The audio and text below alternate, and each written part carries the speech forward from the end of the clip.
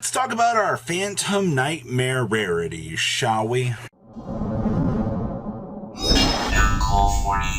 Make sure you guys smash the living crap out of that subscribe button so you guys do not miss out on more awesome content. So we're going to be starting off here with Lo, the Prayers of the Voiceless Voice. And yes, the official archetype name is Voiceless Voice.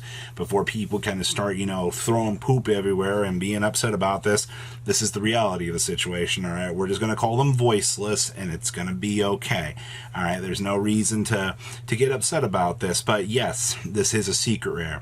And yes, we've been seeing Voiceless Voice cores actually moving on eBay for over $100 a piece. But to be fair, I mean, when you have, the best card in the deck taking up a secret slot, I don't think anybody was really going to question this. And there are a lot of people are predicting that Lo is going to hit that $45 mark a piece. I don't know if it's actually going to be, but also, I mean, being able to fulfill a full ritual cost for this deck, it's kind of everything that you really wanted. Now, working with Lo, Skull Guardian, the protector of the Voiceless Voice, actually made it in as an ultra slot, which I'm happy about because you can get a quarter century of this thing and it looks absolutely gorgeous. Also, this thing is 4,100 attack points. That's stronger than Obelisk the Tormentor. Take a moment to think about it. A level 7 ritual monster has the capabilities to surpass an Egyptian god. It's not something that, you expected to be seeing in terms of lore out here. Also, this thing is actually pretty good because not only being an Omni-Negate, it also searches for a Voiceless Voice or a Ritual Warrior or Dragon on summon, and then as long as you have Lo, it's a Negate. And then you have plenty of support to actually protect Lo, which is really good. And Safia, the Dragon Queen of the Voiceless Voice. This is your discard, send a ritual spell, and then you get to add a light ritual monster that's Warrior or Dragon from your deck or graveyard to your hand, and then you can banish it to have it act as that pseudo ritual spell. This is like the best piece that we have going for us for this deck, and I'm actually extremely happy that they did print this as, where they did in terms of rarity wise. It's going to be a fantastic card to get in quarter century, and that's it. Those are your rarity upgrades or your base rarity for Voiceless. Good job with this, Konami. You actually didn't mess this up, surprisingly. Now, EMP Meow Mine being a ultra rare. And they also did censor this. Yes, they did reduce the cake a little bit, according to what everybody was talking about. A lot of people are like, they did it. They reduced it. And it's just, I suppose, man. But this is your little generic extender. This was the thing that people were genuinely excited about, getting the chance to mess around with Circular. Now that Circular's been kind of taken out of the picture, I don't necessarily think that this is going to be too expensive, actually. And also, this could have been a lot worse. This could have been a secret rare. So all the casual Cyberse enjoyers would have it would have hurt a lot more. So I think this was good. The biggest thing out of this set was, honestly, Promethean Princess. Konami hitting Promethean Princess into the ultra slot, I think, was one of the best decisions they could have done. Now, a few people have been talking, they're like, wow, Promethean's just going to be a $40-$45 ultra rare.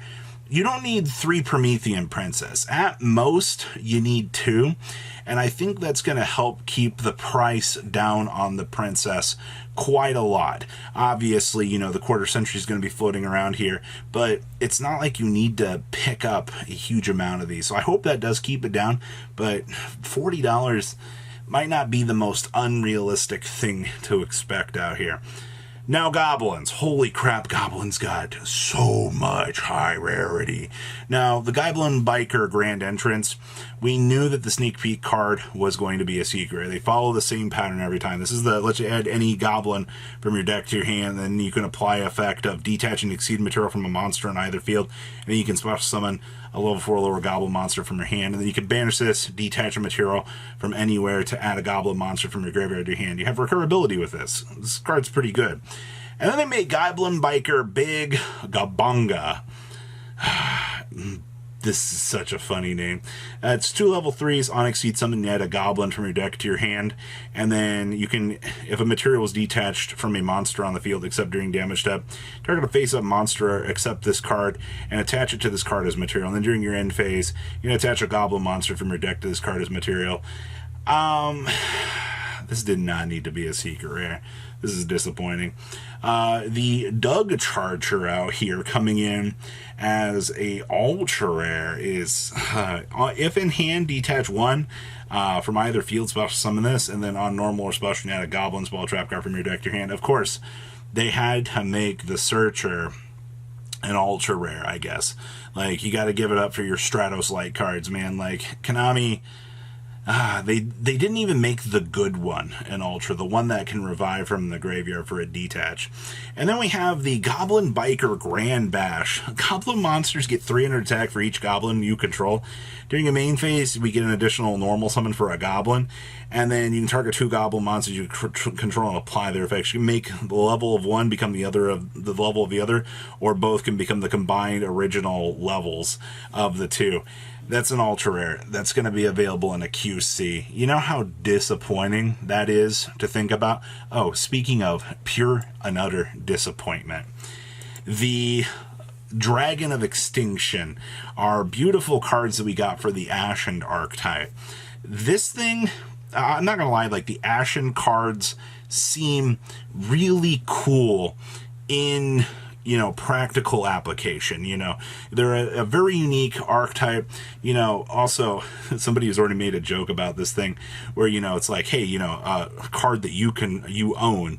Well, what if I don't own it? What if I'm borrowing it? But jokes aside out here, I don't think this archetype is going to be very expensive, but for all intents and purposes out here, if you are thinking about wanting to pick this archetype up, we will get more support and legacy in May, and then the OCG will get this stuff come September, October.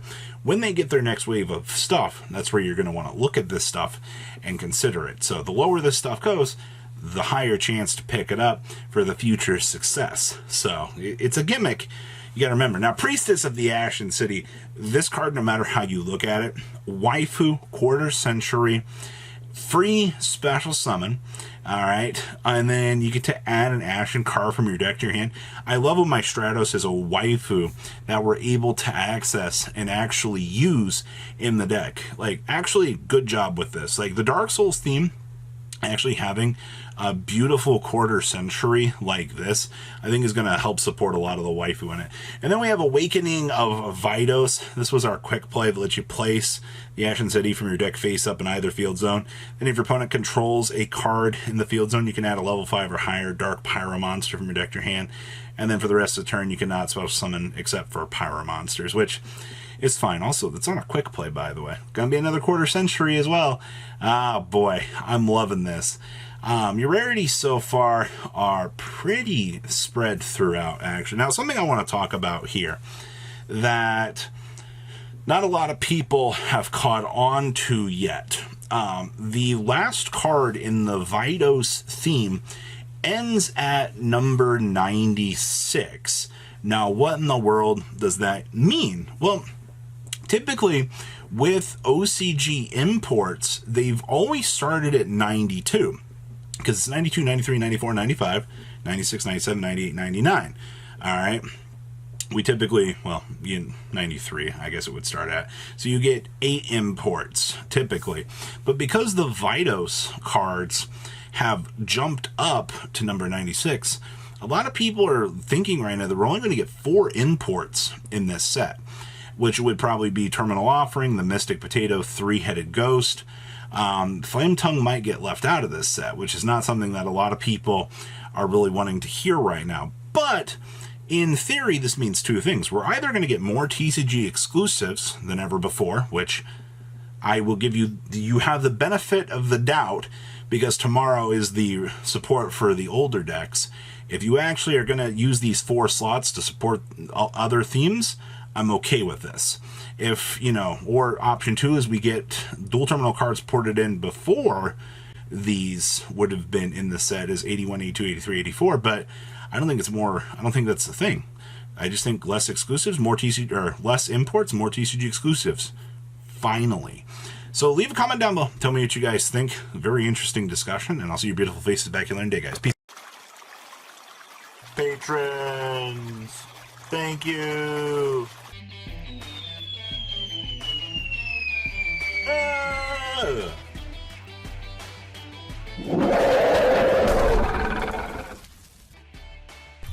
Thank you so much for watching. Check out these other videos.